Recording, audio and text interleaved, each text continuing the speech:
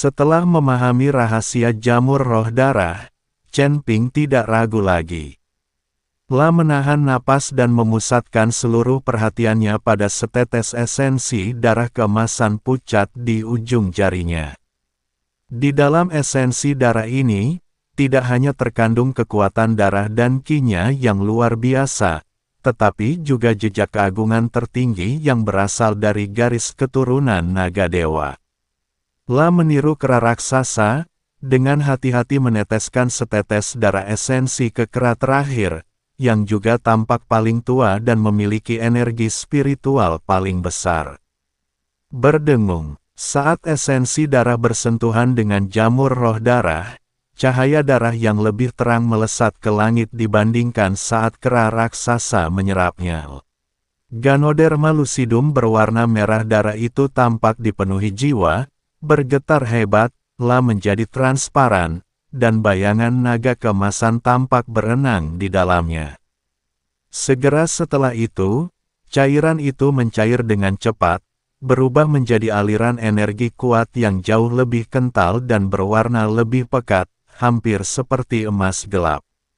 Energi vital ini berputar-putar di udara, memancarkan tekanan yang bahkan membuat kera raksasa berambut hitam di sampingnya merinding.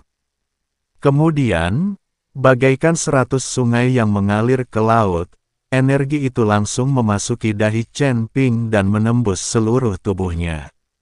Ledakan 1. Chen Ping merasakan semburan air yang tak terlukiskan meledak dalam tubuhnya. Energi ini murni dan mendominasi, sangat cocok dengan kekuatan abadi yang kacau dan garis keturunan naga sucinya sendiri. La dengan panik membasuh meridiannya, memberi nutrisi pada organ-organ dalamnya, dan memperbaiki luka tersembunyi yang terdalam. Dia tidak berani menunda, dan segera duduk bersila, mengalirkan energi internalnya, dan membimbing energi besar ini.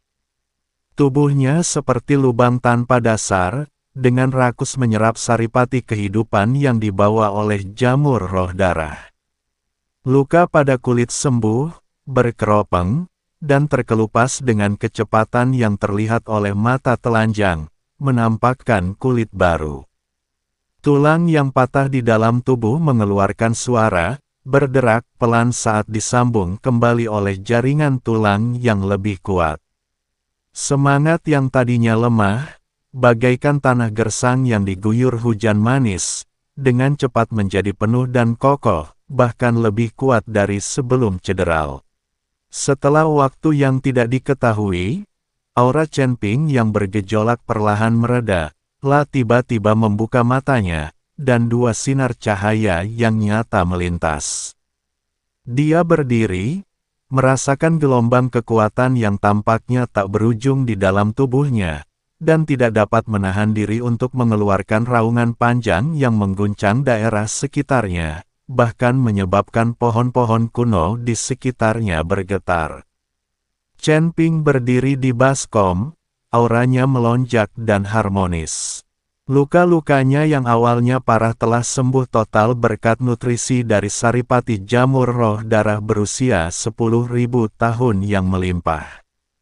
Tingkat kultivasinya bahkan telah meningkat secara signifikan melampaui peringkat ke-7 alam manusia abadi, dan kondisinya lebih baik dari sebelumnya.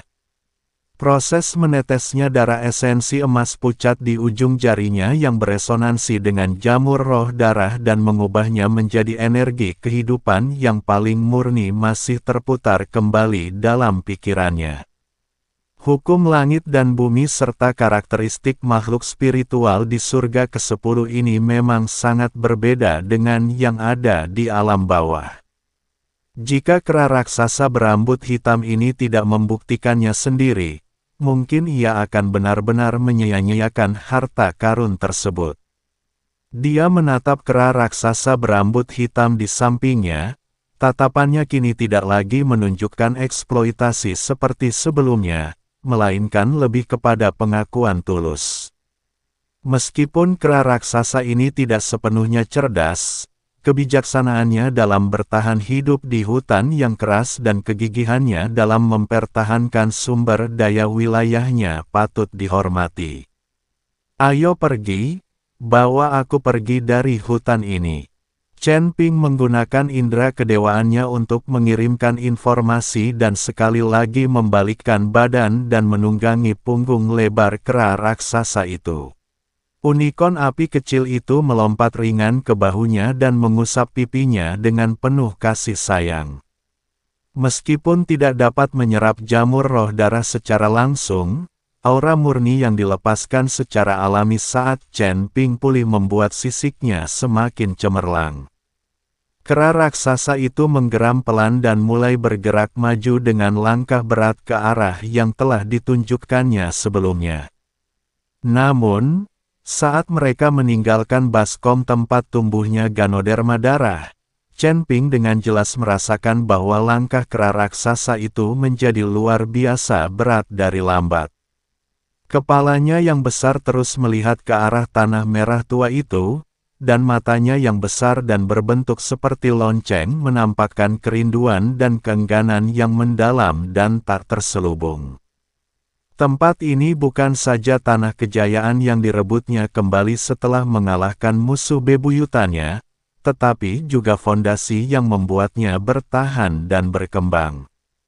Chen Ping bukanlah orang yang tidak berperasaan, berprinsip untuk membedakan antara rasa terima kasih dan kebencian.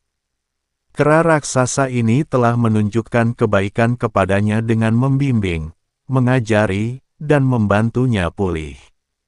Membawanya pergi secara paksa dari tanah suci ini sama saja dengan memutus jalannya, dan ia tak sanggup melakukan hal seperti itu. Setelah berpikir sejenak, Chen Ping menepuk-nepuk leher kera raksasa yang kasar dan sekeras batu itu dan dengan lembut menyampaikan pikirannya, "Baiklah, kau boleh tinggal di sini. Lindungi tempat ini dan berkultivasilah dengan tekun." Tubuh besar kera raksasa itu bergetar hebat, lalu ia pun berhenti di tengah jalan. Perlahan memutar kepalanya, mata merahnya dipenuhi ketidakpercayaan, diikuti oleh gelombang rasa terima kasih yang luar biasa. Menurunkan Chen Ping dan unicorn api kecil itu, lalu menurunkan kaki depannya ke tanah, dan dengan hikmat bersujud 3 kali kepada Chen Ping dengan kepalanya yang ganas, sambil mengeluarkan rintihan rendah dan penuh hormat dari tenggorokannya. Beginilah cara binatang iblis mengungkapkan rasa terima kasih dan ketundukannya yang tertinggi. Chen Ping tersenyum tipis dan menerima sapaan itu. Dia menegaskan arah yang ditunjukkan kera raksasa itu untuk meninggalkan hutan, dan kera raksasa itu mengangguk penuh semangat, sambil mengeluarkan geraman rendah sebagai tanda penegasan. "Jaga dirimu baik-baik." Chen Ping mengucapkan satu hal terakhir, lalu tanpa ragu lagi, dia mengambil kilin api kecil dan berubah menjadi gumpalan asap hijau, dengan cepat menghilang ke dalam hutan lebat, meninggalkan baskom dan kera raksasa yang setia di belakang. Dipandu oleh kera raksasa dan menyelidiki dengan indera keilahannya yang kuat, Chen Ping melintasi hutan purba yang lebat dengan langkah cepat. Dia tidak lagi secara aktif memprovokasi binatang iblis, dan menyembunyikan auranya secara ekstrim, bergerak melalui hutan seperti hantu. Dia hanya akan bertindak cepat dari tegas untuk melenyapkan monster saat monster itu melancarkan serangan, terutama jika monster itu memiliki indera tajam atau rasa wilayah yang kuat. Mereka menghindari pertarungan yang berkepanjangan dan juga memperoleh saripati yang terkandung dalam tubuh binatang iblis, yang sebagian besarnya mereka berikan kepada unicorn api kecil di bahu mereka yang tengah mengamati dengan penuh semangat. Hutan ini, yang dikenal sebagai tepi pegunungan 10.000 binatang, jauh lebih luas dan berbahaya daripada perkiraan awal Chen Ping. Bahkan bertemu dengan Tone Earth Dragon yang kekuatannya sebanding dengan Celestial Immortal tingkat 5. Makhluk itu bersembunyi di bawah lapisan humus tebal, melancarkan serangan mendadak. Tubuhnya yang besar dan berduri memiliki kekuatan mencekik yang luar biasa dan juga bisa menyemprotkan racun dengan efek melumpuhkan Yarik kuat. Chen Ping melawannya dalam waktu yang dibutuhkan untuk membakar dupa, dan akhirnya berhasil membunuhnya dengan menggunakan efek perlambatan sesaat yang diciptakan oleh hukum waktu untuk menusuk kepalanya yang relatif rentan dengan pedang pembunuh naga.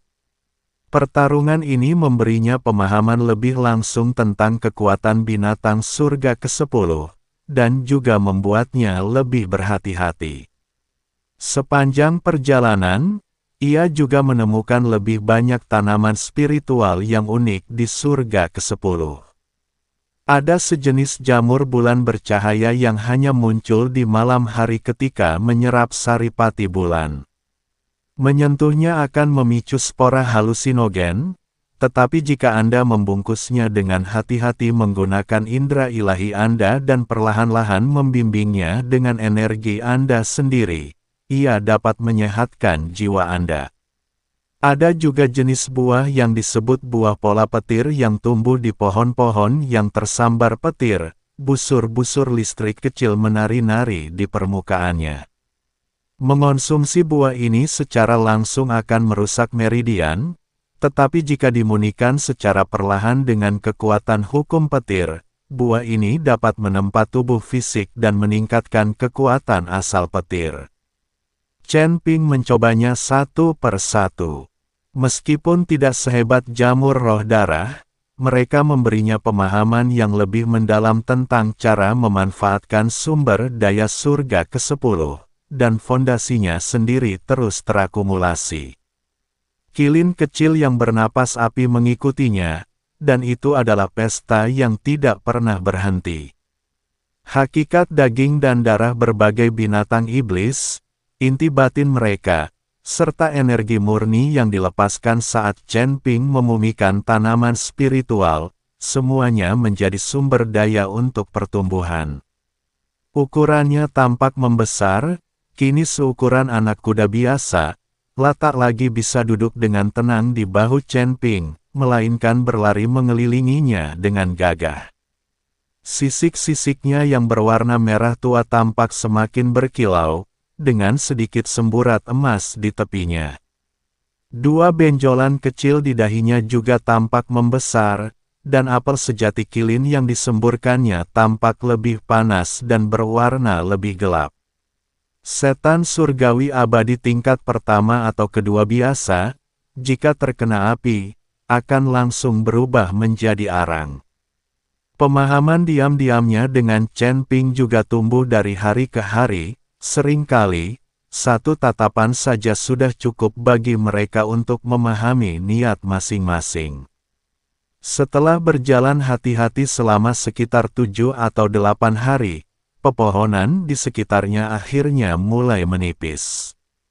Pohon-pohon tinggi berangsur-angsur digantikan oleh semak-semak rendah, langit menjadi lebih terbuka, dan atmosfer yang padat, liar, dan ganas di udara berangsur-angsur memudar, digantikan oleh energi spiritual langit dan bumi yang lebih teratur dan jernih. Chen Ping tahu bahwa ia akan meninggalkan hutan luas yang telah memberinya pelajaran pertamanya. Tepat saat Chen Ping hendak melangkah keluar dari semak-semak terakhir di tepi hutan, serangkaian suara keras dari benturan senjata, deru ledakan energi, dan teriakan marah terdengar jelas di telinganya. Segera berhenti dan memberi isyarat kepada kilin api kecil itu untuk menyembunyikan auranya. Keduanya, seolah menyatu dengan lingkungan mereka, diam-diam menyelinap di balik semak berduri dan mengintip melalui celah-celah. Di depan terbentang lembah berbukit yang relatif terbuka, tempat pengejaran sedang berlangsung dengan perbedaan jumlah yang signifikan. 5 orang penggarap yang mengenakan jubah hitam yang sama, dengan kepala hantu aneh dan bengkok yang disulam dengan benang emas di borgolnya, tampaknya sedang melahap jiwa-jiwa, tengah menyerang keduanya. Kedua orang yang dikepung itu memiliki penampilan yang aneh dan bukan manusia murni. Pria itu sangat kekar, tingginya hampir 10 kaki, dengan otot-otot menonjol dan garis-garis harimau samar pada kulit perunggunya. Memiliki tanda raja yang jelas di dahinya, dan ia memegang kapak raksasa seukuran panel pintu. Mengayunkannya dengan kuat, memancarkan aura ganas raja binatang buas. Wanita itu lincah, berkulit seputih gandum dan berwajah cantik liar. Matanya memiliki pupil vertikal yang tidak biasa, memperlihatkan kecerdasan dan ketajaman. Di belakangnya, ekor yang panjang dan halus dengan cincin warna-warni bergoyang lincah, dan di atasnya terdapat sepasang duri pendek yang berkilauan dengan cahaya dingin. Mereka memancarkan aura iblis yang kuat, tetapi aura ini bukanlah aura yang kacau dan ganas seperti yang dimiliki binatang buas di hutan. Sebaliknya, aura ini disempurnakan dan diatur melalui semacam teknik kultivasi, membuatnya tampak seolah-olah ras binatang telah mencapai kesuksesan dalam kultivasi mereka. Pada saat ini, kedua manusia buas, laki-laki dan perempuan, sudah hampir kehabisan napas. Mulut harimau pria itu terbelah, dan darah mengotori gagang kapaknya. Tubuhnya dipenuhi luka dalam yang memperlihatkan tulangnya, terutama bekas cakaran di punggungnya yang hampir memperlihatkan organ dalamnya. Napasnya berat dan tersengal-sengal, seperti embusan angin. Kondisi perempuan itu sedikit lebih baik, tetapi gerakannya terasa lebih lambat. Bahu kirinya hangus menghitam, jelas menunjukkan bahwa ia telah terluka oleh semacam sihir berbahaya. Darah terus mengucur dari sudut mulutnya, dan pupil vertikalnya dipenuhi amarah dan perlawanan. Hehehe, kalian berdua binatang buas yang tak tahu terima kasih. Jika kalian tidak menyerahkan peta yang menunjukkan distribusi urat kristal jiwa binatang buas, aku akan mengekstrak jiwa kalian dengan serangan berikutnya dan memurnikannya menjadi panji jiwa segudang milikku, sehingga kalian tidak akan pernah bereinkarnasi. Pemimpinnya, seorang pria berjubah hitam, memiliki kekuatan seorang dewa surgawi tingkat 5, memegang panji pemanggil jiwa yang diselimuti kabut hitam, di mana wajah-wajah yang tak terhitung jumlahnya, yang terluka dan terdistorsi, dapat dilihat dan didengar, memancarkan ratapan tanpa suara. Dia mengibarkan panji jiwa, sambil mengeluarkan lolongan hantu yang mengganggu, dan tertawa dingin. Bah, dasar sampah sekte iblis 10.000 jiwa bandit.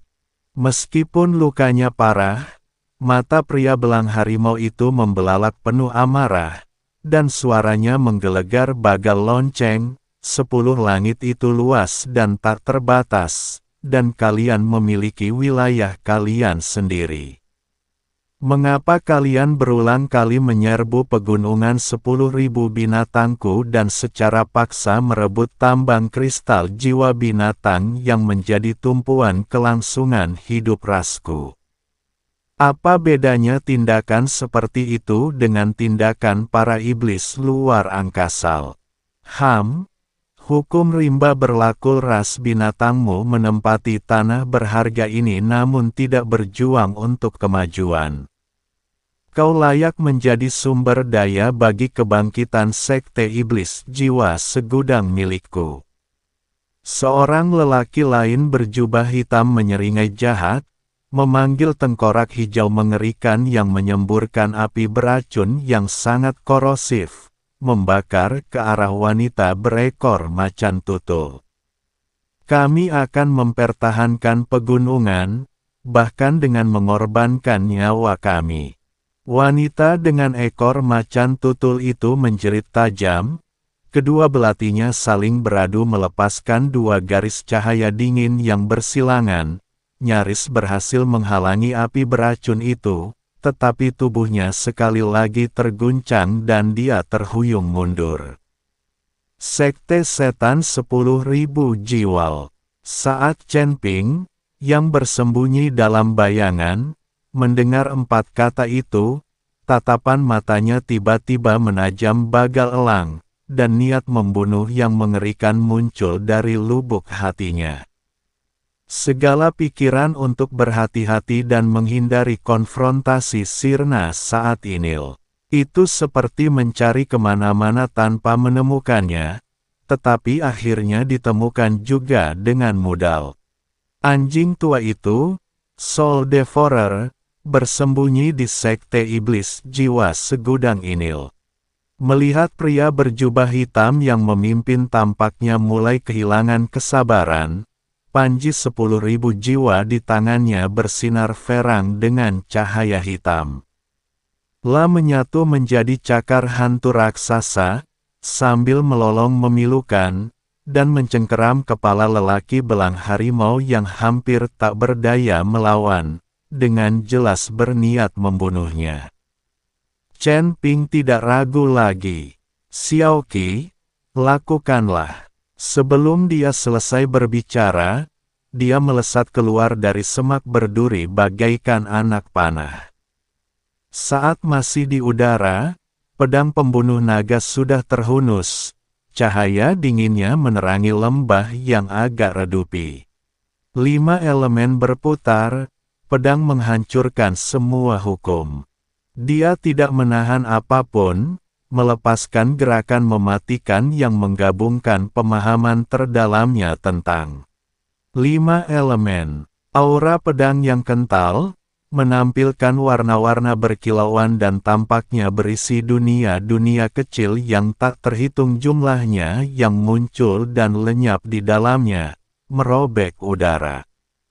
Dengan niat membunuh yang teguh dan tak tergoyahkan, dia tiba lebih dulu meskipun tertinggal di belakang, seketika melintasi puluhan kaki dan membidik langsung ke dahi dan lautan kesadaran pemimpin berjubah hitam itu.